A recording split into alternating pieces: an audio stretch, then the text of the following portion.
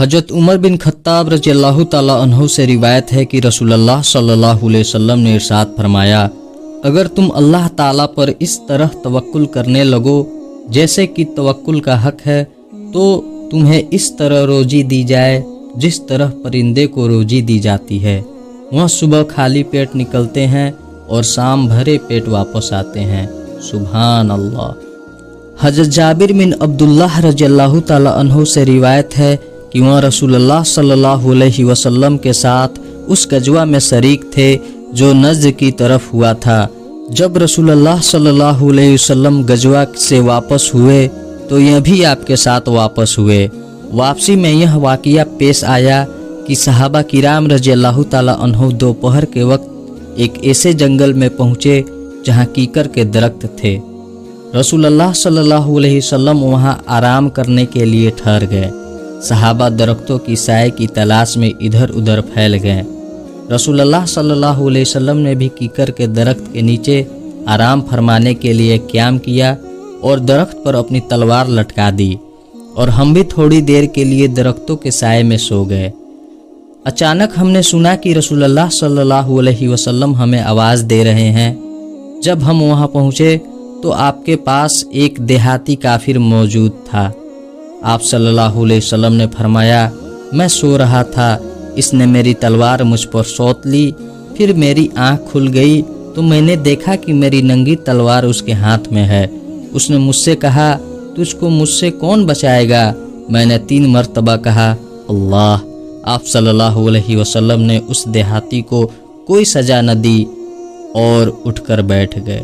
हजरत साहिल बिन मिस्मार और हजरत जाफर बिन बुरकान रहमतुल्लाह अलैह फरमाते हैं कि रसूलुल्लाह सल्लल्लाहु अलैहि वसल्लम ने हजरत हारिस बिन मालिक रज़ियल्लाहु ताला अन्हु से पूछा, हारिस तुम किस हाल में हो?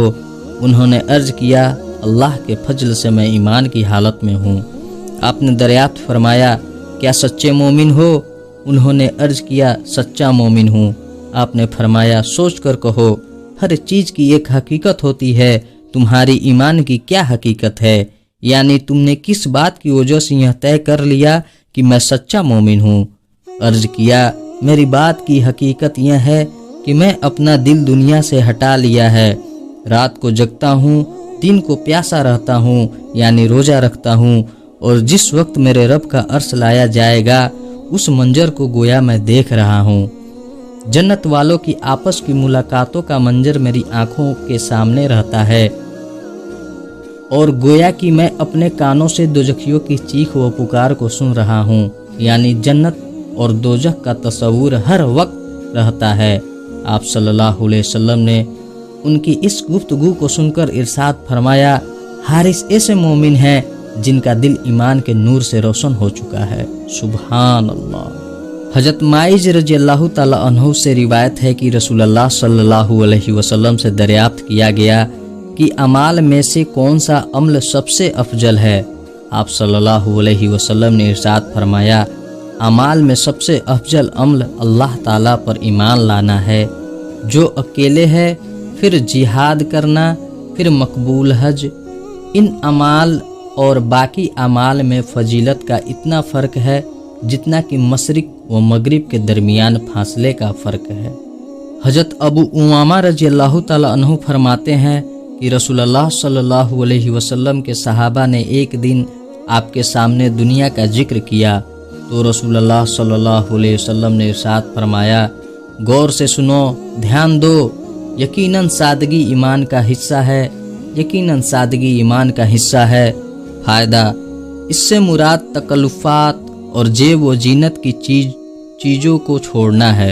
हजरत अमरू बिन अबसा रज़ियल्लाहु ताला अन्हु से रिवायत है कि उन्होंने रसूलुल्लाह सल्लल्लाहु अलैहि वसल्लम से दरियाफ्त किया, कौन सा ईमान अफजल है?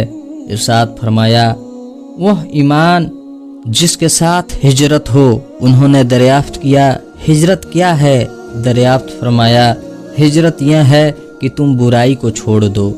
हजरत सुफियान बिन अब्दुल्लाह सकफ़ी रज़ियल्लाहु ताला अन्हु फरमाते हैं कि मैंने अर्ज किया, या रसूलुल्लाह सल्लल्लाहु अलैहि वसल्लम, मुझको इस्लाम की कोई ऐसी जामे बात बता दीजिए कि आपके बताने के बाद پھر اس سلسلے میں مجھے کسی دوسرے سے پوچھنے کی ضرورت باقی نہ رہے۔ آپ صلی اللہ علیہ وسلم نے ارشاد فرمایا، تم یہ کہو کہ میں اللہ تعالیٰ پر ایمان لایا، پھر اس بات پر قائم رہو۔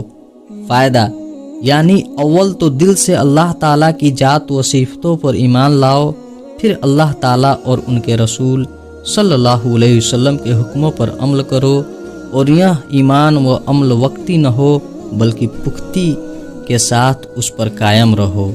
حضرت عبداللہ بن عمرو بن عاص رضی اللہ عنہما سے روایت ہے کہ رسول اللہ صلی اللہ علیہ وسلم نے ارشاد فرمایا، ایمان تمہارے دلوں میں اسی طرح پرانا اور کمزور ہو جاتا ہے جس طرح کپڑا پرانا ہو جاتا ہے، لہٰذا اللہ تعالیٰ سے دعا کیا کرو کہ وہ تمہارے دلوں میں ایمان کو تازہ رکھے۔ حضرت ابو ہریرہ رضی اللہ تعالی عنہما سے روایت ہے کہ رسول اللہ صلی اللہ علیہ وسلم نے ارشاد فرمایا، اللہ تعالیٰ میری امت کے ان وسوسوں کو معاف فرما دیا ہے جو ایمان اور یقین کے خلاف یا گناہ کے بارے میں ان کے دل میں بغیر اختیار کے آئے، جب تک کہ وہ ان وسوسوں کے مطابق عمل نہ کر لے یا ان کو زبان پر نہ لائے۔ حضرت ابو ہریرہ رضی اللہ تعالی عنہ فرماتے ہیں، چند صحابہ رضی اللہ تعالی عنہ رسول اللہ صلی اللہ علیہ وسلم کی خدمت میں حاضر ہوئے اور عرض کیا، ہمارے دلوں میں بعض ایسے خیالات آتے ہیں کہ ان کو زبان پر لانا ہم بہت برا سمجھتے ہیں۔ رسول اللہ صلی اللہ علیہ وسلم نے دریافت فرمایا، کیا واقعی تم ان خیالات کو زبان پر لانا برا سمجھتے ہو؟ عرض کیا، جی ہاں۔ آپ صلی اللہ علیہ وسلم نے فرمایا، یہی تو ایمان ہے۔ فائدہ، یعنی جب یہ وسوسے و خیالات تمہیں اتنے پریشان کرتے ہیں کہ ان پر یقین رکھنا تو دور کی بات، ان کو زبان پر لانا بھی تمہیں گوارا نہیں، تو یہی تو ایمانی کمال کی نشانی ہے۔ سبحان اللہ۔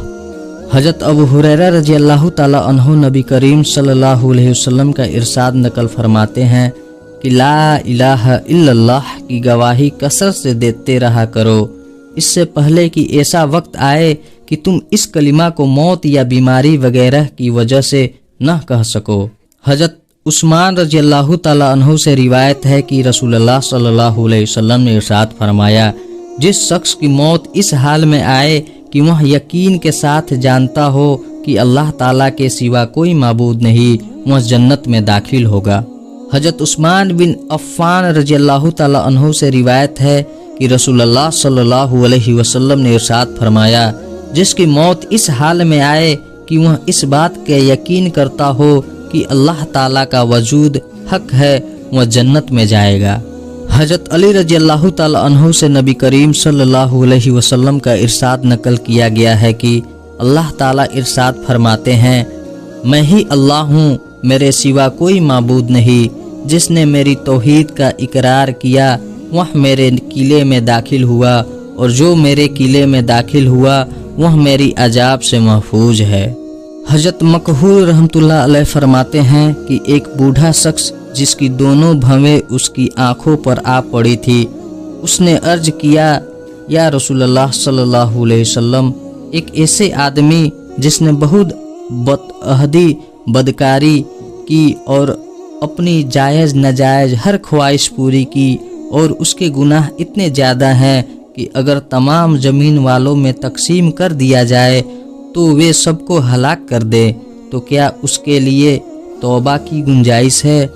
رسول اللہ صلی اللہ علیہ وسلم نے ارشاد فرمایا، کیا تم مسلمان ہو چکے ہو؟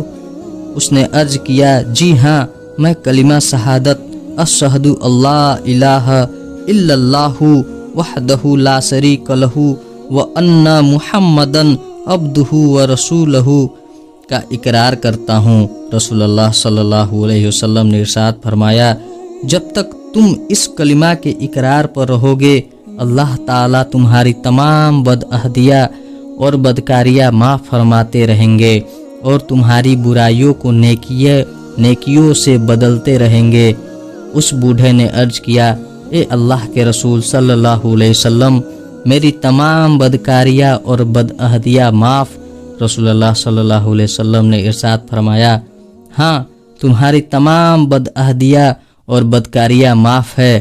یہ سن کر وہ بڑے میاں अल्लाहु अकबर ला इलाहा इल्लल्लाह कहते हुए पीठ फेर कर खुशी खुशी वापस चले गए। अल्लाह तबारक व तआला हमें तमाम बुराइयों से बचाए और अपने हुक्म पर चलने की तौफीक अता फरमाए, आमीन। हज़रत अब्दुल्लाह बिन अमरू बिन आस रज़ियल्लाहु ताला अन्हु से रिवायत है कि मैंने रसूलुल्लाह सल्लल्लाहु अलैहि वसल्लम को यह इरशाद फरमाते हुए सुना, क़यामत के दिन अल्लाह ताला मेरी उम्मत में से एक शख्स को मुंतखब फरमाकर सारी मखलूक को रूबरू बुलाएंगे और उसके सामने अमाल के 99 दफ्तर खोलेंगे। हर दफ्तर में हदे निगाह तक फैला हुआ होगा। इसके बाद उससे सवाल किया जाएगा कि इन अमाल नामों में से तू किस चीज़ का इनकार करता है? क्या मेरे उन फरिश्तों ने जो अमाल नामा लिखने पर तैनात थे तुझ पर कुछ जुल्म किया है कि कोई गुनाह बगैर किए हुए लिख लिया हो या करने से ज़्यादा लिख लिया हो? अर्ज करेगा, नहीं, न इनकार की गुंजाइश है, न फरिश्तों ने जुल्म किया। फिर इरशाद होगा, तेरे पास इन बदअमालियों का कोई अज्र है? वह अर्ज करेगा, कोई उज्र भी नहीं। इरशाद होगा, अच्छा, तेरी एक नेकी हमारे पास है, आज तुझ पर कोई जुल्म नहीं। फिर कागज़ का एक पुर्जा निकाला जाएगा जिसमें अशहदु अल्लाह इलाहा इल्लल्लाहु व अशहदु अन्ना मुहम्मदन अब्दुहु व रसूलहु लिखा हुआ होगा। अल्लाह ताला फरमाएंगे, जा उसको तुलवा ले। वह अर्ज करेगा, इतने दफ्तरों के मुकाबले में यह पुर्जा क्या काम देगा? इरशाद होगा, तुझ पर जुल्म नहीं होगा। फिर उन सब दफ्तरों को एक पलड़े में रख दिया जाएगा और कागज़ का वह पुर्जा दूसरे पलड़े में, तो इस पुर्जे के वजन के मुकाबले में दफ्तरों वाला पलड़ा उड़ने लगेगा। सच्ची बात यह है कि अल्लाह ताला के नाम के मुकाबले में कोई चीज़ वजन ही नहीं रखती। अल्लाह तबारक व तआला हमें अल्लाह और उनके रसूल सल्लल्लाहु अलैहि वसल्लम के हुक्मों पर चलने की तौफीक अता फरमाए, आमीन।